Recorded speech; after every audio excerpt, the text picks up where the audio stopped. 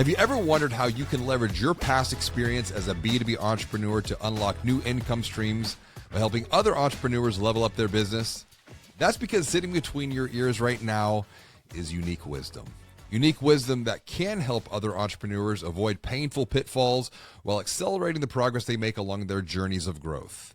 This is even more true if you're committed to a life of learning and development that has allowed you to develop a unique perspective based upon the progress you've made along your own entrepreneurial journey. Hey, I'm J.R. Lay. Welcome back to another episode of the Level Up Business Podcast.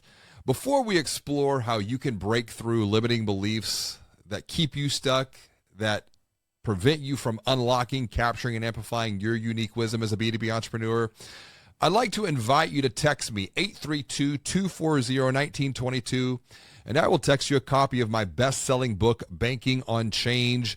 It is the leader's guide to achieving exponential growth in the age of AI. Now, joining me for today's conversation is Ron Cuff. Ron is a B2B entrepreneur and co-founder of Forge, where he helps contractors scale from grind to growth with real systems, real strategy, and real results. Welcome to the show, Ron. It is good to share time with you today, buddy.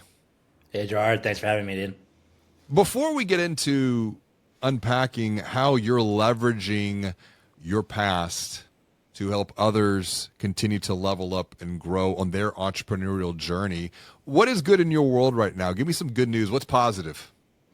Man, first off, my family is amazing. My kids are happy and healthy. That's the biggest thing in my life. So family's good, businesses are good, all positivity on my end. I'm actually going to California tomorrow to do some self-development. I'm going to try to work on some things, meet with some other entrepreneurs, and try to get better. So, yeah, man, all positive things.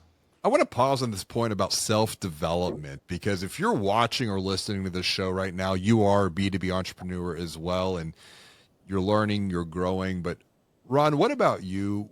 Where has self-development, a growth mindset, impacted you along your entrepreneurial journey to continue to perhaps see things different in yourself, elevate your mind, elevate your mindset? What role has that played for you within your own entrepreneurial journey? Man, that's been huge for me. First off, I very much subscribe to the leaders or readers mentality. So throughout my entire journey, starting as an entrepreneur until now, I've always been big on reading and learning and absorbing as much as I possibly can to make myself a better person, whether it be personal development, business development. But I think to succeed and grow in life, you have to be constantly willing to learn and grow. So like, if you're not willing to learn and improve yourself and grow yourself, then I don't think you'll be successful. That's just my standpoint. I think you always have to be working on yourself because, listen, you're changing every day, and so is the world. So you have to keep up on that and try to stay ahead of it, right? It's been everything for me. I got 3 follow-up questions to that, and I'm trying to determine what path I want to start going down, because you said something that is, I think, important. You're changing every day. Yeah. And as an entrepreneur specifically if you're reading and you're leading and you're learning and you're growing. But what happens when you as an entrepreneur are learning and growing and changing, but those maybe around you, perhaps on your team, they're not at the same cadence of learning, growth, and development as you? Yeah. How do you navigate that complexity of a dynamic when it comes to relationships? You leave them behind? You bring them along? No, I think you have to bring them along. Listen, at the end of the day, you're the leader for a reason, right? And I think that's your responsibility as a manager, an owner, and a leader, is to develop and bring your team along with you, right? So I think as a leader, part of your growth mindset has to be how to lead your people and your team, right? I'm a very big lead from the front guy. So I will show my team, hey, this is how we do this. I try to set the right expectation, and hopefully they want to grow with me And then listen, if they don't want to grow with me, then you exit that person, right? And that just, it's unfortunate sometimes, but sometimes not everybody wants to grow. But I think if you have team members that are willing to put in the time and like express wanting to grow and learn like you, they might not keep up with you. Hmm. But I think it's your responsibility to know the people that want to and invest yourself back into them, Yes. and then exit the people that don't want to grow. Heard a great analogy actually from Chris Walker, who was recently on the podcast, and this was where a lot of I think struggle and friction was within himself as a leader, as an entrepreneur. He got to the point of feeling like a tugboat, like he was just pulling people along, and he was getting tired. And he changed his whole mindset about this, and he was like, "I'm not a tugboat, I'm a lighthouse."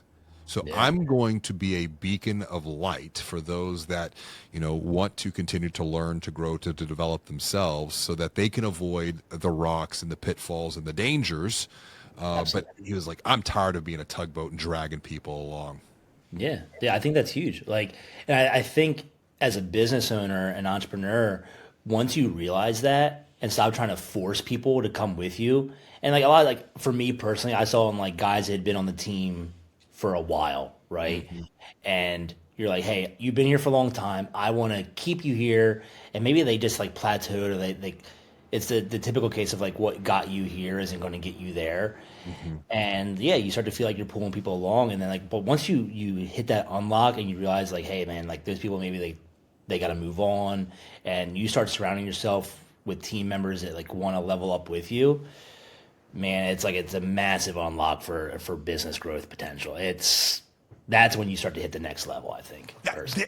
That's a great point. That becomes a multiplier effect. Yeah, And that's where the collaboration and 1+1 really becomes 11 because each person has their own unique capabilities, their own unique skill sets, and the sum becomes greater than the individual parts.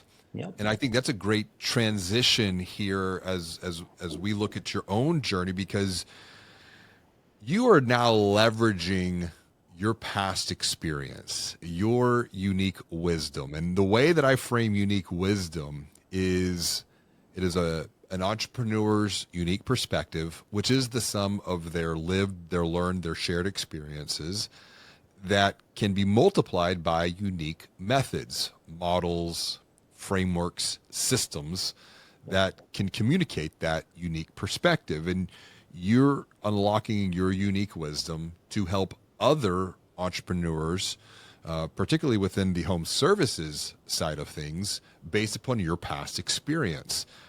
Before we talk about that transformation here, roll the clock back a little bit within your own entrepreneurial journey and the perspective that you've gained. Yes, you mentioned that you are a reader, but go back and what has been the biggest lesson that you have learned along the way as an entrepreneur yourself, thinking about yourself and the progress that you've made over the years to get to this point now?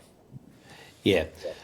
So there's a great book out there. It's probably my favorite business book of all time, called The Great Game of Business. Have you ever read it? It's I about the have guys. not. Okay, it's about the guys at International Harvester, right? The tractor company. Yeah. And it's a total mind shift change on the way we as owners look at business.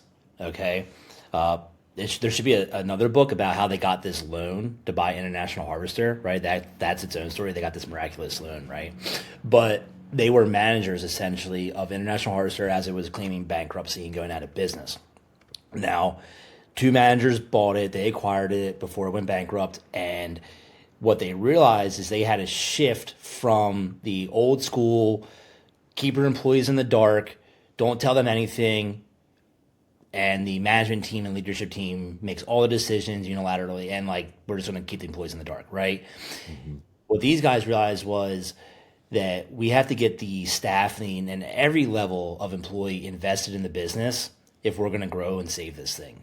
So I read that book early on in my career, and I got my people invested, right? So I set that culture of like, hey, like we're a team, we're in this together. If we're going to go from here to here, we have to work as one. Okay. And when I figured that out and read that book and got people invested, and I mean talking like literally invested and mentally invested, like we started rolling out, profit sharing agreements, incentive based pay programs for guys, from technicians, the CSRs, to everything.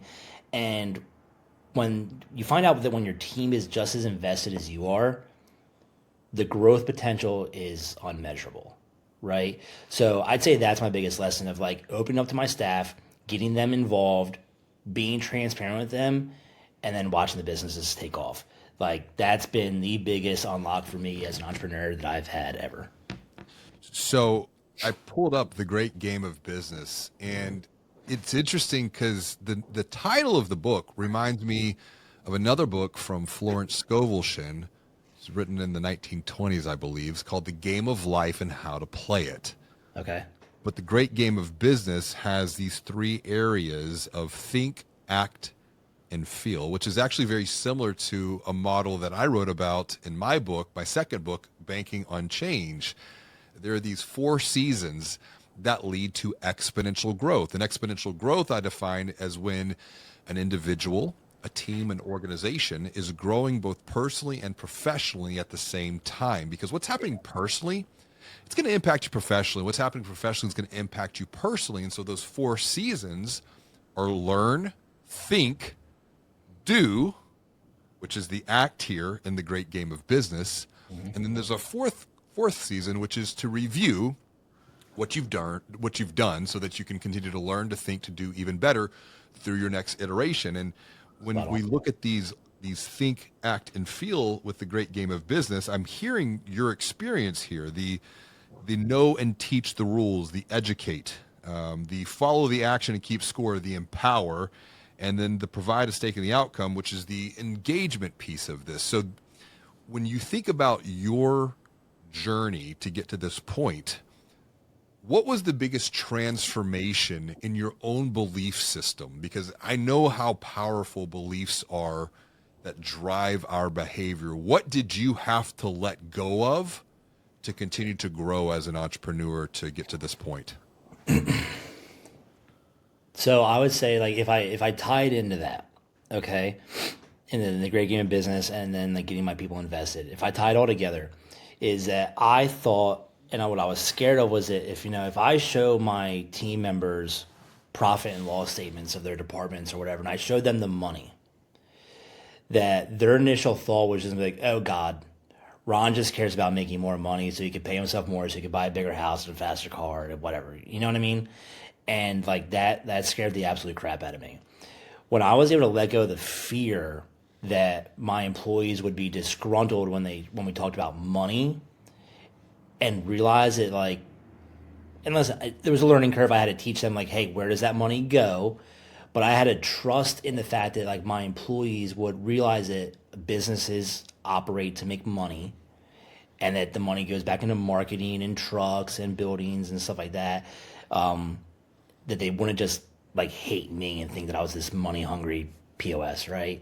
So that was a massive fear I had to let go of to be able to do what I just talked about that they do in the great game of business. And you know what? We lost some people because they had that mentality. But then when you realize like those people that left were like the cancerous people, and that would be like it's okay. People leave and maybe not everybody's a fit and you can't Yeah. always make them stay, right? Yeah. But then you realize the cancer leaves and you're better off for it. So that was a big fear I had. I think, that's a great point.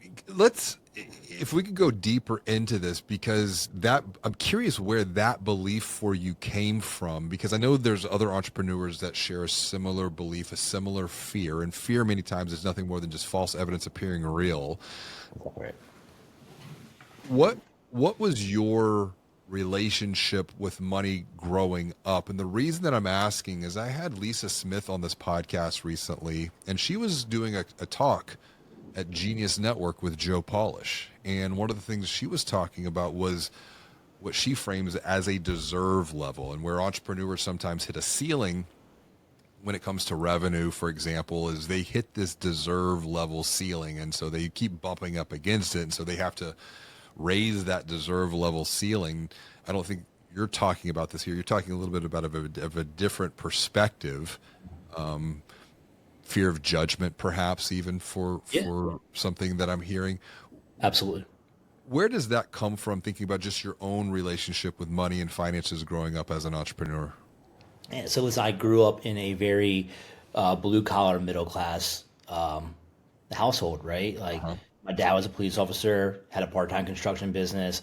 My mom was a teacher, so like we were never rich by any means. Okay, so my dad was always like a save for a rainy day kind of guy. So like I always had the respect for money to hey, make sure you had a savings account, make sure you're fiscally responsible. But I'd say our circle of influence were mostly employees, right? And a lot of disgruntled ones.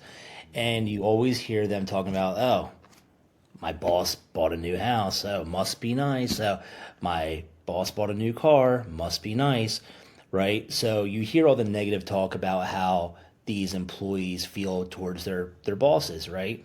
And I always feared that my staff would go to look for another job if they didn't respect me or thought I was an a-hole, right? Yeah. So I thought that I'd be judged for that, and then people wouldn't follow my leadership because of that. And I never wanted to be that guy. Listen, I'm a very humble, blue collar guy, right? Yeah. And I'm not. I try to be authentic, and I was always afraid that if we talked about money, my staff were like the staff that I grew up listening to around my parents and stuff like that. And you realize it's fear. It's not everybody's like that. It was just I heard all the you hear all the negative crap, right? You never hear the positive stuff. Everybody wants to complain about the negative stuff. Yes. So yeah, you have these fears of judgment and that people won't want to follow me to where I want to take the companies because they think I'm an a-hole that only cares about money.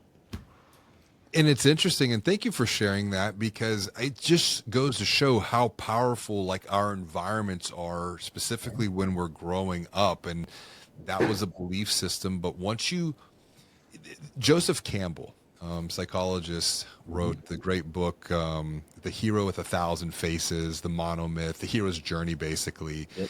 And one of the things that he always, at least resonated with me, was the cave you fear to enter holds the treasure that you seek. True. And so when you leaned into that and let go of that, that allowed you to continue to level up within your own entrepreneurial journey. And now you're taking your experiences and you're helping other home service entrepreneurs level up their business. What was the shift for you to start saying, you know what? I can take all of my past experiences and help other avoid the painful pitfalls and the rocks and the roadblocks along their entrepreneurial path. What Yeah. shifted? Yeah, so this is a big one. I was actually just talking to my buddy Jason about exactly this because he wanted to know, like, hey, why are you doing this now? Like, what's your why? And what I told him was, I'm trying to be the person that I wish I had, right? I never had the entrepreneur. Like I said, my circle growing up was employees. I wasn't around entrepreneurs, business owners, or anything like that. So when I got on this journey of being an entrepreneur and a business owner, I had to take all these lumps. I had to lose all this money, make all these mistakes, right? And like, I'm always like, man, like, I wish I had somebody to help me, right? And this is before the internet. This is before like Instagram and all this shit that's out there now, right? So Yeah. like, I was myself. I was trying to read books. Like, I read a lot of autobiographies because like I'm trying to figure out like what did this guy do that made him successful? Like I was constantly learning, but the whole way I was taking my lumps, right? And when I got to the point in my life where we had exited some businesses, we made some money, we acquired more businesses, brought them up, like it started getting a lot of attention. I started helping people, like other local contractors. And man, I loved it. I absolutely love helping other contractors by being the person I wish I had, right? So I have this crazy passion for it. Hmm. And then it started taking up a lot of my time, right? And then I'm very limited by how many people I could help. And that drove me nuts, right? Because I still much operate my businesses. So like I see like these guys I want to help, they're calling my phone. I can't take their phone calls. They're like, but it's killing me because I want to help them. And I was like, all right, how do I get everything out of my brain to where they could access it 24/7, 7 days a week, and I could help as many people as I possibly can. Right. How do I be what I always wish I had? So that's my driving force. I really appreciate that. And it's, you're coming at this from a place of care. And care is something, it's an acronym that I wrote about in Banking on Change, to where the C is, you've committed to a cause with this that's far greater than the present moment. And you really have heart behind it. Yeah. You the A is adapt. You've adapted. You've adapted your belief, you've adapted your behavior over the years as an entrepreneur, and you're now sharing these lessons learned.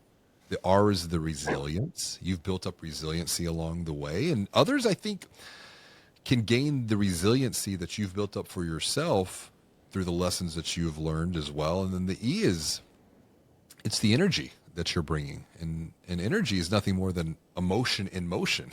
And so as you have I love that. done the things that you have done, and you're now shifting energy, transferring your energy even asynchronously through the lessons that you're sharing, on demand. What was that process like? And the reason I want to dive deeper into this is I've talked to other entrepreneurs. They want to do the same. In fact, there's another entrepreneur who told me, I've been thinking about writing a book for 8 years. 8 years. And I'm like, well, why aren't you doing it? Yeah. Like, I'm scared. Like, who am I? Were there any self-limiting beliefs that you had to say, you know what, that's just head trash. That's just a lie. I know that's not real.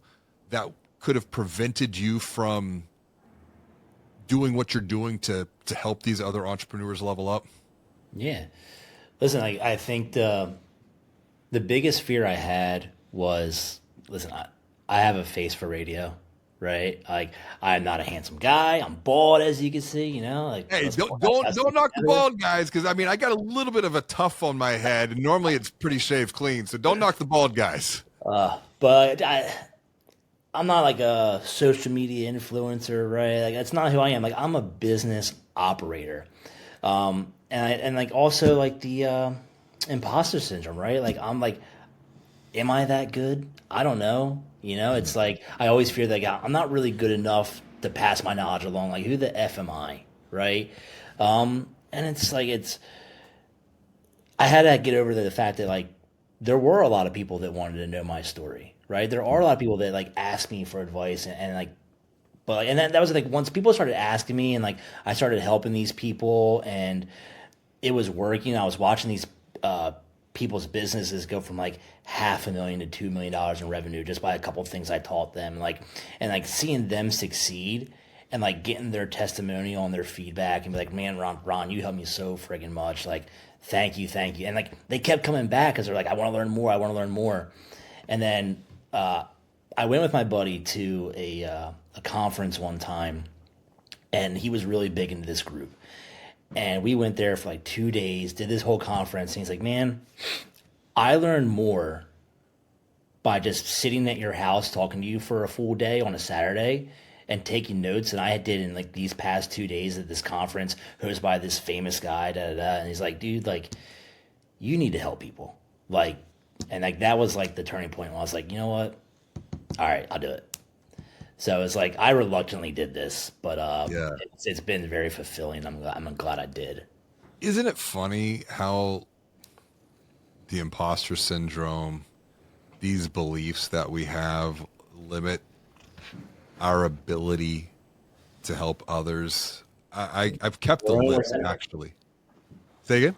We're our own worst enemies, man. It's like we're in our own heads too much. We are, and sometimes we need someone else to hold the mirror up and say, and that's the whole reason that we're even having this conversation, because of being in the entrepreneurial groups that I've been in, and people were seeing things that I couldn't even see in myself, things that come naturally, things that I perceive as easy, and like who am I, right? So I started keeping a list of all the entrepreneurs that I talked to, that they want to do what you're doing. They want to unlock, they want to capture, they want to amplify their unique wisdom to help others. But when I have these conversations, like, and literally you've said some of them, I don't have time to post on social media. Like, I'm a business operator. Like, Yeah. I don't have time to post on social media. The world doesn't need another book. I don't have a big enough audience. No one's going to listen to my podcast. I don't want to be an influencer. I mean, literally, like you just said that, right? All the same stuff. Yeah. They're going to think I'm a fraud.